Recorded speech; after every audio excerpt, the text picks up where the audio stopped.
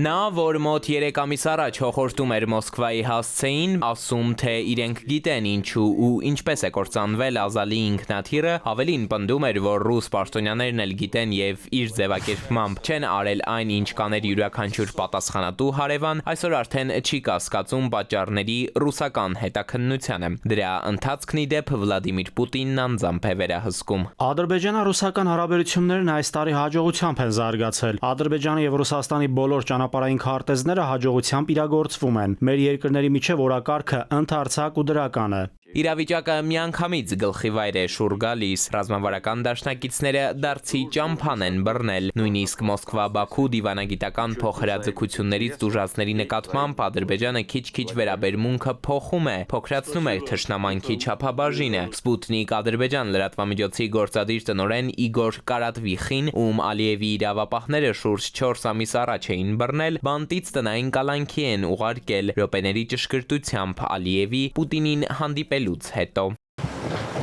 Աշխարհաքաղաքական ինչ հարց լուծվեց Ուկրաինայի դեմ պատերազմի վրա ամբողջ ուշադրությունը սևեռած Ռուսաստանին հարավային Կովկասից ժամանակավորապես մեկուսացնելով։ Քաղաքագետի գնահատականն է պետք էր Մոսկվային հեռու պահել օգոստոսի 8-ից հայ-ադրբեջանական ամերիկյան խաղաղությունից։ Դա արդեն տեղի է ունեցել, իրենք ստացել են այն ինչ իրենց անհրաժեշտ էր, խոսքը վերաբերում է այսպես կոչված Թրամփի ուղու վերաբերյալ փաստաթղթին։ Հիմա եկել է ժամանակը փորձել Ռուսաստանի հետ նոր առևտրի շրջանակներում, բայց արդեն այլ աշխարհաքաղաքական պայմաններում փորձել հարաբերությունները ինչ-որ Այնուամենայնիվ, ռուս-ադրբեջանական խորքային հակասություններն ըստ մասնագետի այսպիսով չեն անհետանում։ Ալիևը հին դիմակը կորցրել է, Պուտինն անշուշտ հիշում է ով, երբ, ինչ, իսկ Բաքուն հարավային Կովկասում ձգտում է տարածաշրջանային թնդանոթի արկի մատակարարը դառնալ։ Այս նպատակից քաղաքագետի խոսքով առայժմ չի հրաժարվի։ Նույն ձև ոնց որ Ադրբեջանը չի հրաժարվում իր ռազմավարական նպատակներից,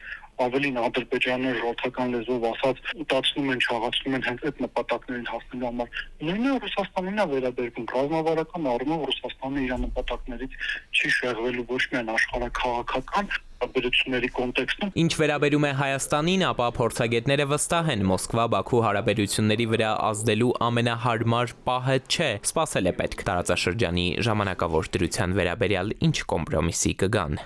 Էդուարդ Պողոսյան, ժամը լրատվական,